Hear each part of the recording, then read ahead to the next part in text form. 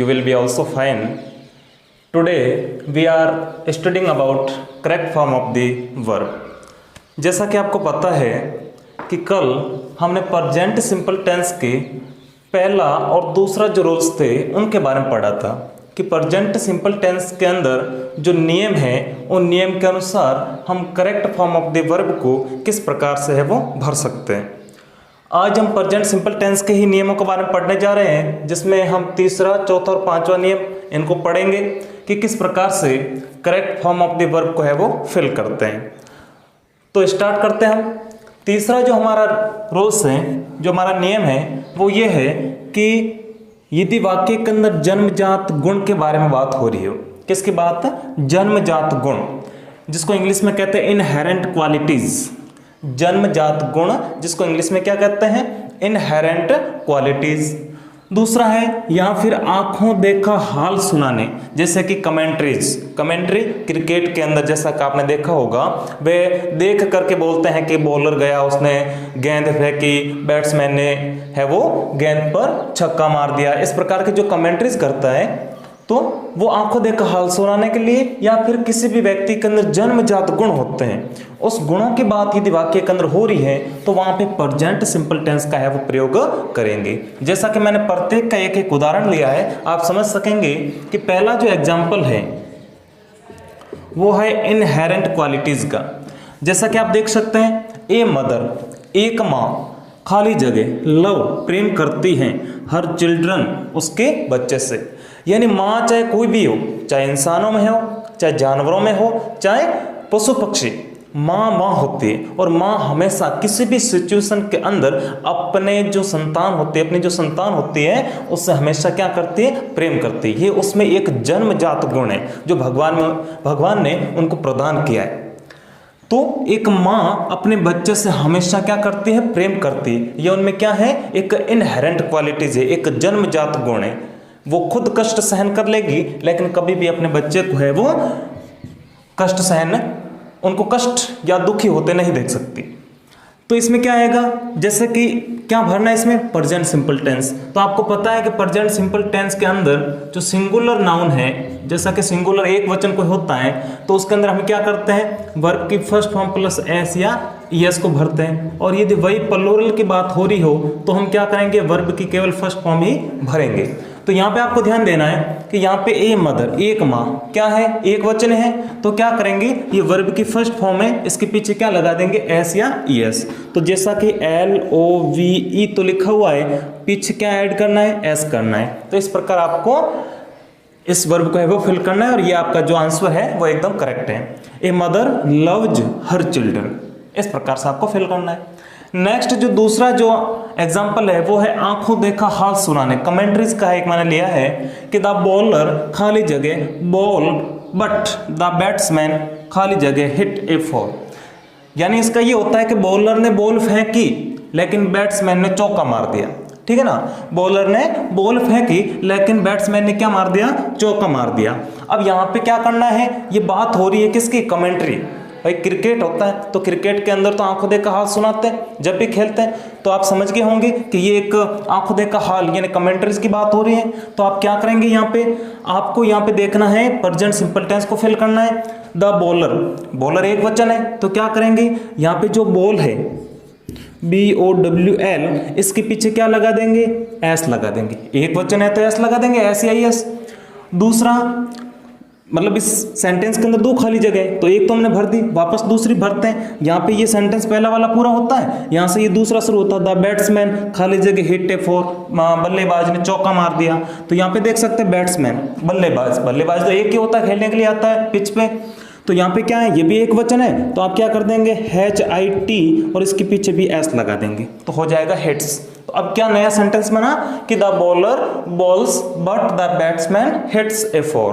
Bowler यानी जो गेंदबाज था उसने गेंद फेंकी लेकिन बल्लेबाज ने चौका मार दिया। तो ये क्या था? ये आपका तीसरा रूल था, नियम था कि जन्मजात गुण की बात हो रही हो या फिर आंखों देखा हाल सुनाने, कमेंट्रीज की बात हो रही हो, तो वहां पे आपको प्रेजेंट सिंपल टेंस को है वो भरना है। नियम नंबर चौथा। चौथा नियम क्या है कि निश्चित, कोई फिक्स स्थायी परमानेंट या फिर सारणीबद्ध कार्यक्रम, यानी यदि कोई निश्चित बात हो रही हो, स्थायी कोई परमानेंट या फिर कोई सारणीबद्ध कर, पहले से कोई टाइम टेबल बना हुआ है कि वहां पे इतने बजे जाना, ट्रेन इतने बजे आएगी, ऐसा कोई सारणीबद्ध प्रोग्राम है, ठीक है ना, तो वहां पे आपको क्या करना है, वहां पे आपको प्रेजेंट सिंपल टेंस को भरना है। जैसा कि मैंने इनके एग्जांपल लिए आप देख सकते हैं। पहला है अवर स्कूल खाली जगह रन फ्रॉम 7:30 टू 12:30, यानी आपकी जो स्कूल है वो कितने बजे से कितने बजे तक चलती है, 7, 7:30 से 12:30 बजे। तो ये क्या है, ये एक निश्चित टाइम दिया हुआ है यहाँ पे कि भाई 7:30 बजे शुरू होगी और 12:30 बजे है वो छुट्टी हो जाएगी। तो यहाँ पे क्या है, ये निश्चित फिक्स्ड टाइम दिया हुआ है, स्थायी टाइम है, ठीक है ना। तो आप क्या करेंगे, अवर स्कूल, हमारी स्कूल, हमारी, मेरे एक की नहीं, हमारी, सबकी, बहुवचन है ना, क्या करोगे, बहुवचन के अंदर तो वर्ब की क्या लगती है, केवल फर्स्ट फॉर्म ही लगती है, जैसा कि देख सकते हैं, ठीक है ना। तो आपको रन का रन भर देना, समझ में आ गया होगा। नेक्स्ट दूसरा, द ट्रेन जाते हैं आप, खाली जगह leave for Agra at 6:05 ante meridian AM, English में इसका फुल फॉर्म होते हैं एंटी मेरिडियन, ठीक है ना। यानी यहाँ पे लिखा हुआ है कि जो ट्रेन है वो आगरा से 6:05 पर है वो रवाना होती है वहां से, ठीक है ना। ये क्या है, एक सारणीबद्ध कार्यक्रम है। जैसा कि आप कभी रेलवे स्टेशन पर जाते हैं तो आप वहाँ पे पूछते हैं भाई वहाँ पे जोधपुर के लिए कितने बजे ट्रेन है, तो वो कहेंगे 7:30, या फिर बोलेंगे 9 बजे, नाइट में इतने बजे, आगे की ट्रेन इतने बजे, ठीक है ना। तो वहाँ पे उनका जो सारणीबद्ध कार्यक्रम होता है कि वो ट्रेन इतने बजे आएगी। तो यहाँ पे बात हो रही सारणीबद्ध कार्यक्रम की कि आगरा से जो आने वाली जो ट्रेन है वो 6:05 पर है वो आएगी, ठीक है ना। तो इसमें क्या करना, द ट्रेन, अब ट्रेन तो क्या है, एक वचन है, क्या करोगे, वर्ब की फर्स्ट फॉर्म प्लस एस या ES, लिव्स, ठीक है, समझ में आ गया होगा। निश्चित बात हो रही हो, स्थायी बात हो रही है, या फिर सारणीबद्ध कार्यक्रम की बात हो रही हो, तो वहां पे प्रेजेंट सिंपल टेंस को भरना है। आगे हम बात करते हैं रूल नंबर 5 की।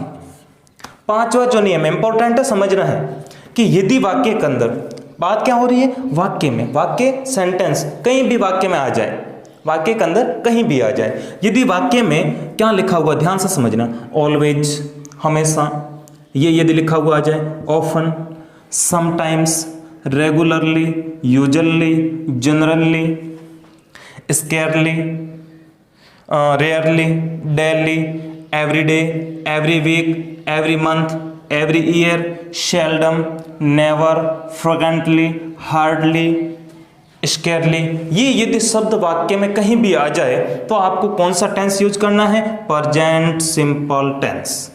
समझ गए होंगे कौन कौन से शब्द वाक्य में कहीं भी आ जाए, कौन कौन से, जैसा कि आप देख सकते हैं, always, often, sometimes, regularly, usually, generally, rarely, daily, every day, every week, every month, every year, seldom, never, frequently, hardly and scarcely. यदि ये शब्द सेंटेंस के अंदर कहीं भी हो तो आपको वहां पे प्रेजेंट सिंपल टेंस को है वो फिल करना है। तो इसके उदाहरण आप देख सकते हैं, जैसे एग्जाम्पल नंबर 1, ही ऑलवेज, खाली जगह, चेंज हिज विल, वो हमेशा अपनी इच्छा बदलता रहता है, ठीक है ना। ये इसका हिंदी अर्थ हुआ, लेकिन हमें, आपको हिंदी अर्थ नहीं आता, कोई टेंशन लेने की बात नहीं, आपको तो सिर्फ और सिर्फ शब्दों का, ये जो वर्ड्स दिए हुए उनका ध्यान रखना है। जैसे कि वाक्य में क्या दिया हुआ होना चाहिए, इनमें से कोई भी शब्द आ जाए, जैसे यहाँ पे देख सकते ऑलवेज आया है, और हमारा ऑलवेज कहाँ गया, ये रहा, तो ये ऑलवेज यहाँ पे आया वाक्य में, तो आप क्या करेंगे, प्रेजेंट सिंपल टेंस को भर देंगे, सिंपल सा है। तो बस प्रेजेंट सिंपल टेंस को भरने के लिए क्या चाहिए, वहां पे आपको ये ध्यान रखना है कि वो एक वचन है या बहुवचन है। एक वचन है तो वर्ब की फर्स्ट फॉर्म प्लस एस या ES लगाओ, और एक वचन नहीं, बहुवचन है तो वर्ब की केवल फर्स्ट फॉर्म भर दो। तो आप देख सकते हैं यहाँ पे ही क्या है, ही तो एक वचन होता है, तो आप ये जो चेंज है ना, इसको इस प्रकार से लिखेंगे, CHANGE, और पीछे लगा दो S, चेंज, ठीक है ना। बस क्योंकि एक वचन है इसलिए इसके पीछे एस या ES लगाते हैं, तो S लगा दिया हमने। तो ये हो गया पहला। दूसरा, बैड स्टूडेंट्स, नेवर, कभी नहीं, खाली जगह, वर्क हार्ड। बैड स्टूडेंट्स, बदमाश जो विद्यार्थी होते हैं, ठीक है ना, वो कभी भी कठिन मेहनत नहीं करते, ये तो सबको पता है, और करते हैं तब किसी से रुकते नहीं। तो यहां पे क्या आया है, नेवर शब्द आया है, क्या आया है, नेवर। तो आप देख सकते हैं यहां पे ये नेवर, बात यही हो रही थी कि यदि सेंटेंस में कहीं भी ये शब्द आ जाए तो वहां पे आपको प्रेजेंट सिंपल टेंस को भरना है। तो यहाँ पे क्या आया, बैड स्टूडेंट्स नेवर, ये देखो नेवर आया है, वाक्य में नेवर आ गया ना, कहीं भी आओ नेवर आया है। तो आप क्या करेंगे, आप भरेंगे यहाँ पे प्रेजेंट सिंपल टेंस। अब आप देखेंगे कि यहाँ पे एक जो आपका करता है ना सब्जेक्ट, वो क्या है, एक वचन है या बहुवचन। तो आपने देखा कि यहाँ पे बैड स्टूडेंट्स, स्टूडेंट्स क्या है, विद्यार्थी, विद्यार्थी क्या है, बहुवचन है। तो बहुवचन है तो क्या करेंगे, वर्क का वर्क लिख देंगे, वर्ब की फर्स्ट फॉर्म है और इसको ऐसा कैसा भर देंगे, इसके पीछे ऐसे या यस नहीं लगेगा क्योंकि ये बहुवचन है। नियम एग्जाम्पल नंबर तीसरा है कि माई मदर, मेरी माँ, यूजुअली प्राय खाली जगह वैक अप बिफोर मी, क्या करती, वो मेरे उठने से, यहाँ पे वो मुझे पहले जगा देती है, खुद जागने से पहले मुझे जगा देती हैं, ऐसी बात हो रही है। तो यहाँ पे शब्द आया है क्या, यूजुअली, क्या आया है, यूजुअली, प्राय। तो यहाँ पे देखिए यूजुअली का है, ये रहा। तो मैंने क्या बात की थी, सेंटेंस में कहीं भी इनमें से कोई वर्ड आए तो वहाँ पे प्रेजेंट सिंपल टेंस को भरना है। तो आप भर सकते हैं माई मदर, मेरी माँ, माई मदर, मेरी माँ, एक वचन, क्या करेंगे, वैक, ठीक है ना, वर्ब माई मदर एक वचन है तो पीछे एस, वैक्स, ठीक है ना। तो अब तो आपका समझ में आ ही गया होगा कि प्रेजेंट सिंपल टेंस के अंदर 2 कल नियम पढ़ाए थे और 3 नियम आज हो गए, 5 नियम प्रेजेंट सिंपल टेंस के हैं। तो इसमें से अब एग्जाम में कैसा भी सवाल आ जाए और यदि ये आपको प्रेजेंट सिंपल टेंस के 5 नियम आपको याद है तो आपकी एक आधा नंबर भी माइनस होने की कोई संभावना नहीं है। तो आपको इनको याद करना है, समझना है, और समझ में नहीं आए तो वापस पूछना है।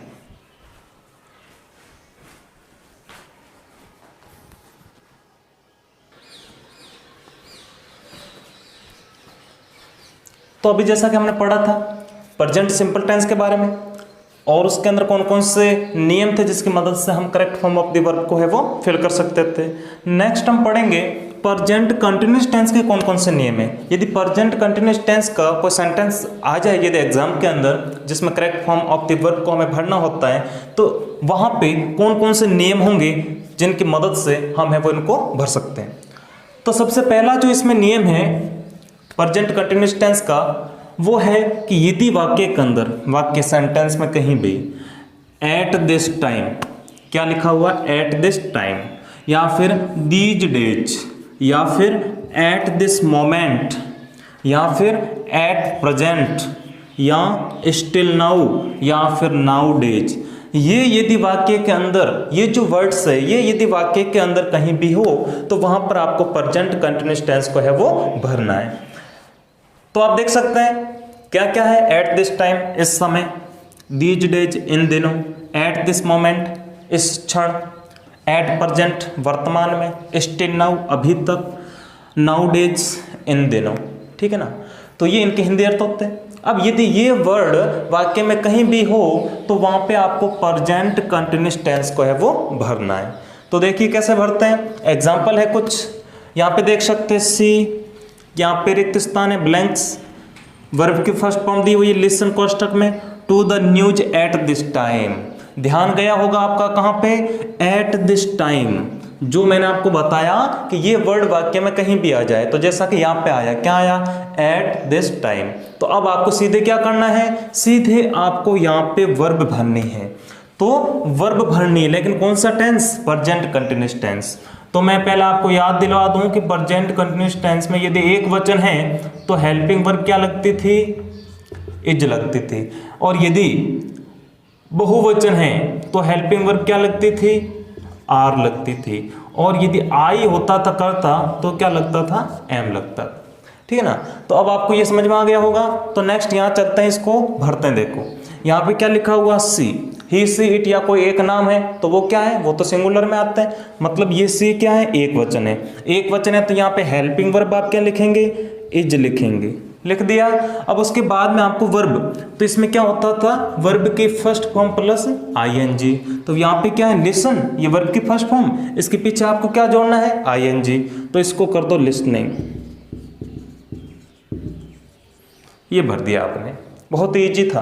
क्या किया, यहाँ पे सी एक वचन है इसलिए आपने हेल्पिंग वर्ब, आपको हेल्पिंग वर्ब भी लिखने हैं इसमें, यहाँ पे देखिए ऐसा नहीं कि सीधा लिसन का लिसनिंग कर दे, यदि ऐसा किया तो गलत होगा। आपको यहाँ पे इसके वर्ब जो हेल्पिंग वर्ब होते हैं उसको भी भरना है। तो यहाँ पे हेल्पिंग वर्ब आपने लिखी, उसके बाद में इसमें जो वर्ब है उसकी फर्स्ट फॉर्म प्लस आईएनजी इस टेंस के अंदर लागू होती है, तो वो भी आपको भरना है। तो एक वचन था इसलिए हेल्पिंग वर्ब इज लगाई, उसके बाद में लिसन वर्ब की first form plus ING listening. Next इसी प्रकार दूसरा जो सेंटेंस है वो ये है कि सी खाली जगह right a book these days.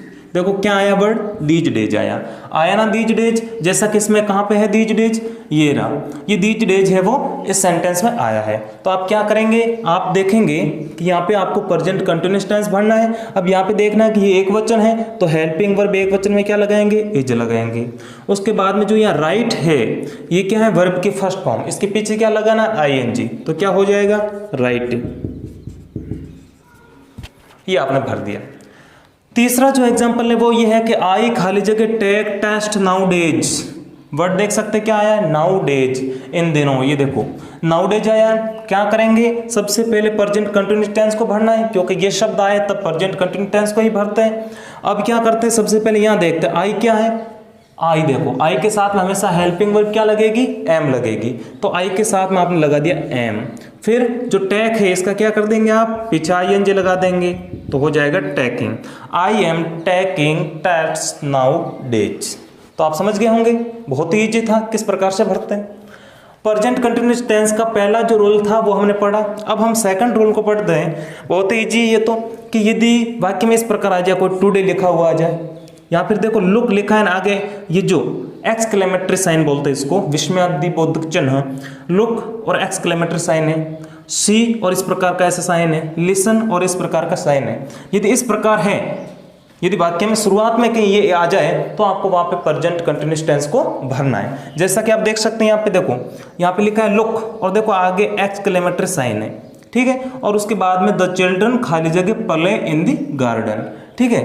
Look का मतलब देखो बच्चे गार्डन यानी बगीचे में खेल रहे हैं, अचानक कहते हैं देखो बच्चे गार्डन में खेल रहे हैं, ऐसा कहते हैं ना, तो उसको इस प्रकार से वो लिखते हैं। तो लुक और इस एक्सक्लेमेटरी साइन जो आता है इस प्रकार, तो वहां पे आपको प्रेजेंट कंटिन्यूअस टेंस को भरना है। तो कैसे भरते हैं, देखो द चिल्ड्रन पता हो गया आपको, बहुवचन है, क्या करेंगे, आर लिखेंगे हेल्पिंग वर्ब, प्ले का क्या कर देंगे, प्ले का प्ले और पीछे आईएनजी लगा देंगे, वर्ब की फर्स्ट फॉर्म प्लस आईएनजी, तो हो जाएगा आर प्ले। उसके बाद में दूसरा लिसन, सुनो, और अब इसके पीछे क्या है, एक्सक्लेमेटरी साइन, आई खाली जगह गो टू मार्केट, सुनो मैं मार्केट जा रहा हूं। तो लिसन आई के साथ में क्या लग जाएगा, आई है तो एम लग जाएगा, और गो है तो इसके पीछे क्या हो जाएगा, आईएनजी, तो हो जाएगा गोइंग। तो समझ गए हो ना कि इसमें प्रेजेंट कंटिन्यूअस टेंस के ये दो नियम है, आप समझ गए होंगे कि किस प्रकार से इसको फिल करते हैं।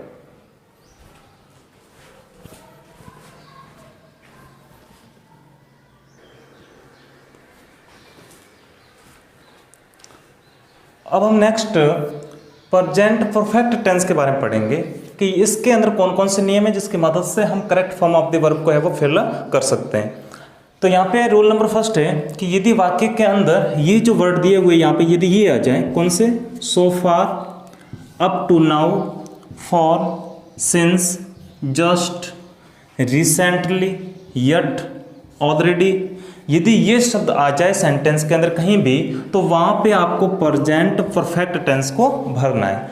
तो सबसे पहले तो हमें देखना है कि प्रेजेंट परफेक्ट टेंस के अंदर यदि कोई सिंगुलर है तो उसके साथ में हेल्पिंग वर्ब लगती है हैज, प्लूरल है तो हेल्पिंग वर्ब लगती है हैव, और वर्ब की थर्ड फॉर्म, ये आपको याद रखना है। एक वचन है तो हैज, बहुवचन है तो हैव, और वर्ब की थर्ड फॉर्म, ठीक है। अब यहाँ पे ये वर्ड देख सकते हैं हम, so far, up to now, for, since, just, recently, yet, already, यदि ये शब्द आ जाएं तो आपको वहां पे प्रेजेंट परफेक्ट टेंस को भरना है। एग्जांपल देखिए इसके, ही खाली जगह नॉट टेलीफोन्ड, ये तो हो गई वर्ब, मी सो फार, देख सकते हैं क्या वर्ड आया है, सो फार, पहला सो फार वर्ड आया, तो आपको वहां पे क्या करना है, प्रेजेंट परफेक्ट टेंस को भरना है। अब देखना यह है कि यहाँ पे आपका जो सब्जेक्ट है वो क्या है, एक वचन है, ही एक वचन होता है, तो आप क्या करेंगे, एक वचन के साथ में हैज लगता है, ठीक है। उसके बाद में आपको वर्ब की थर्ड फॉर्म लिखनी है, तो यहाँ पे नॉट लिखा है तो नॉट भी लिखेंगे, और टेलीफोन्ड पहले से लिखा हुआ है, ठीक है ना, ये वर्ब की थर्ड फॉर्म ही दी हुई है, तो यहाँ पे इसको थर्ड फॉर्म है तो ऐसे कैसे आप लिख दो, यहाँ पे मैं यहाँ लिख नहीं रहा, आपको लिखनी है हैज नॉट टेलीफोन्ड, ठीक है, इस प्रकार से भरना है। दूसरा, ही खाली जगह go to hospital just now, अंत में क्या शब्द आया है, जस्ट, आप देख सकते हैं क्या आया है, जस्ट। यदि वाक्य में जस्ट है तो क्या करेंगे, प्रेजेंट परफेक्ट टेंस का नियम लागू होगा। तो देख सकते हैं ही एक वचन है तो क्या करेंगे, हैज लिखेंगे। उसके बाद में वर्ब की थर्ड फॉर्म तो क्या होती है इसकी, गॉन, ठीक है, वर्ब की first form go, second went और थर्ड होती gone. He has gone to hospital just now, समझ गए। तीसरा, सी ऑलरेडी, सी ऑलरेडी क्या शब्द आया है, ऑलरेडी शब्द आया है। डू हर वर्क, ठीक है, तो यहाँ पे क्या सी एक वचन है तो क्या लिख देंगे, हैज लिख देंगे, और डू है इसकी थर्ड फॉर्म होती है डन, बिल्कुल इजी है। तो इस प्रकार से आपको प्रेजेंट परफेक्ट टेंस का ये जो नियम है वो आपको याद करना है। यदि यहाँ पे ये जो वर्ड आ जाए यदि सेंटेंस में कहीं, तो आपको एक वचन और बहुवचन उसके हिसाब से आपको हैज हैव भरना है और वर्ब की थर्ड फॉर्म है वो लिखनी है। अब आगे प्रेजेंट परफेक्ट टेंस हो गया है, तो प्रेजेंट टेंस का जो चौथा प्रकार है वो है प्रेजेंट परफेक्ट कंटिन्यूअस टेंस। उसके अंदर कौन कौन से नियम है, तो रूल नंबर फर्स्ट है कि यदि वाक्य में ऑल या फिर होल डे या फिर whole day, whole morning, whole evening इस प्रकार के भी आ सकते हैं, ऑल द मॉर्निंग, सिंस के बाद निश्चित समय हो और फॉर के बाद अनिश्चित समय अवधि हो, तो वहां पे आपको प्रेजेंट परफेक्ट कंटिन्यूअस टेंस के नियमों को लागू करना है। जैसे आप देख सकते हैं यहाँ पे लिखा है रामू इज टायर्ड, ठीक है, बिकॉज क्योंकि ही खाली जगह वर्क द होल मॉर्निंग, यहाँ पे क्या आया है, होल मॉर्निंग आया है। जैसा कि मैंने बताया all the day, whole morning, whole day इस प्रकार के आ सकते हैं, होल इवनिंग। तो होल मॉर्निंग यानी उसने पूरी सुबह से वो काम कर रहा था, ठीक है ना, तो इस कारण वो थक गया था।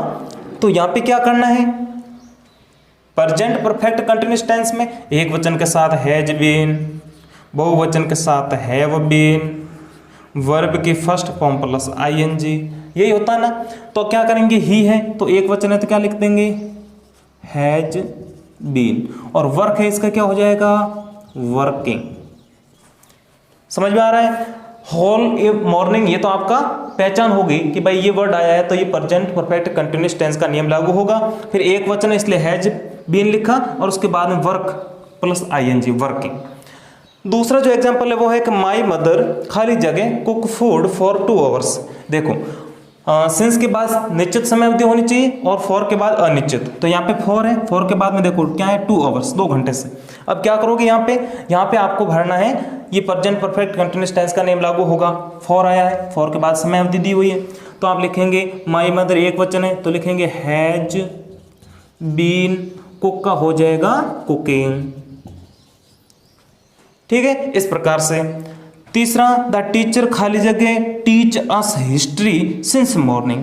देखो क्या आया है, सिंस और उसके बाद में मॉर्निंग, सुबह से, ठीक है, कि वो सुबह से हमें इतिहास पढ़ा रहा है। तो द टीचर एक वचन है, हैज बीन और इसका टीच का हो जाएगा टीचिंग, पीछे आईएनजी, टीचिंग, ठीक है।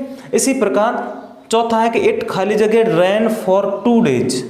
फॉर क्या आया है, फॉर आया और उसके बाद में 2 डेज क्या आई, समय अवधि आई, तो क्या कर देंगे, इट है एक वचन है, हैज बीन, रैन का हो जाएगा रैनिंग, RAINING, रैनिंग, ठीक है। तो अब तो आपको समझ में आ ही गया होगा कि प्रेजेंट परफेक्ट टेंस और प्रेजेंट परफेक्ट कंटिन्यूअस टेंस के अंदर जो ये नियम है उनके अंदर यदि ये वर्ड आ जाए तो किस प्रकार से नियमों को लागू करना है।